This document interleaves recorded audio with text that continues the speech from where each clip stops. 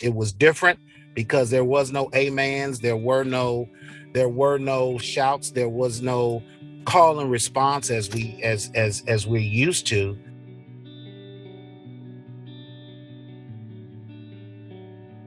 Our church started out of a Bible study.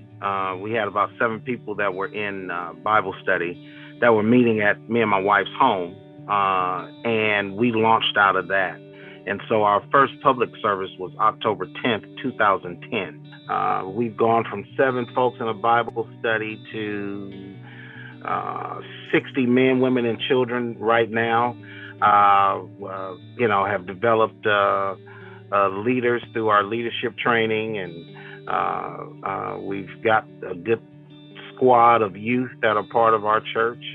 And so, we've done some good stuff over the last, I guess, 10 or 11 years of us being in existence.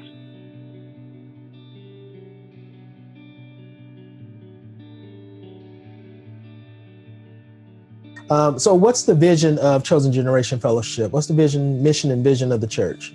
We are a church that wants to meet the needs of the community. We want to be the hands and feet of God in the community. We want to be family with each other, and that whoever comes into contact with us is family. Now COVID happens, and so now it's not focused on location because nobody can be in a location. So tell me about how you had to adapt and innovate during COVID when that church in Long Beach had to close down. For the first time in ministry, I had no answers. I had no real sense of direction. And so I think a phrase that we've used in different settings, I was really trying to build a plane while flying. We had done some virtual stuff where my messages were being recorded, and we had a YouTube page. But we really weren't driving stuff through that. We would do some Facebook living here and there. But we had to do a total pivot. We had to figure out how to adjust and change some things. So one of the things that I had to learn how to do was I had to learn how to be producer and pastor. So I had to learn how to not only continue to preach my messages and do sermons and do sermon series, but I also had to figure out how to take this message, edit it, and get it ready for Sunday morning.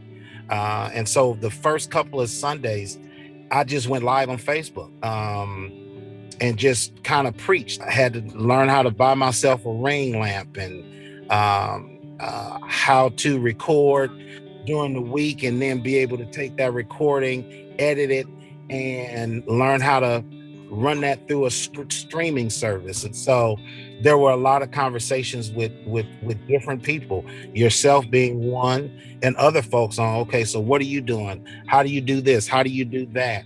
And kind of having those conversations, because it was an uncharted territory for me. How has the behavior of church of yourself as a church planter, but also the behavior in thinking of your members had to change? Not the technical pieces of they had to learn how to access the content, but how has the behavior about what they thought about church and what church is changed for you? They have had to go through the adjustment of not coming to a physical building. And they're trying to figure out, and they've been trying to figure out how to keep that connectedness. And so some of that adaptation has not been good for some of my members.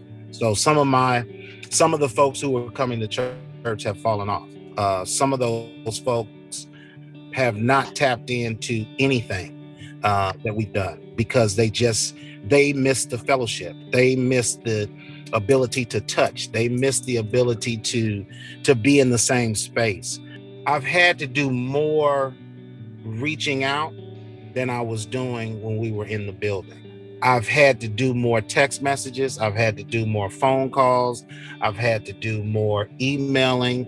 And so post-COVID and looking at digital, physical, digital, space. What have you been thinking about in terms of innovating and adapting to more digital space with physical presence, around mission? One of the things that I've been kind of tossing around and praying about in my spirit is to continue to do our digital work. So continue to do our services digitally, continue to do our Bible studies on Zoom, and the physical space would be more around more event missional driven. So making our physical presence with the church through things such as continuing our food distribution and our feeding program. That would be a physical space that we would get together.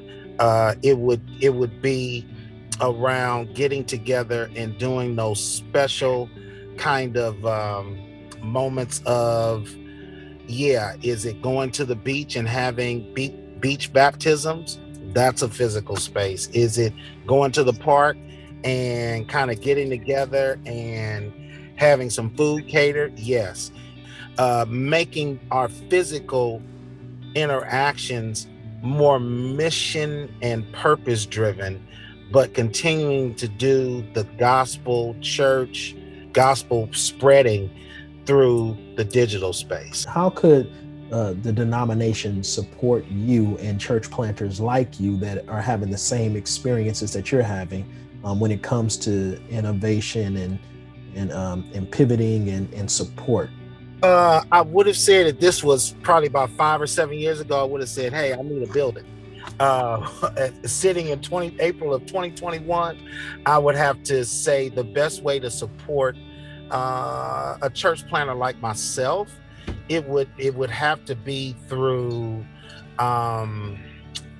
giving us space to be creative, but also helping us in that creativity.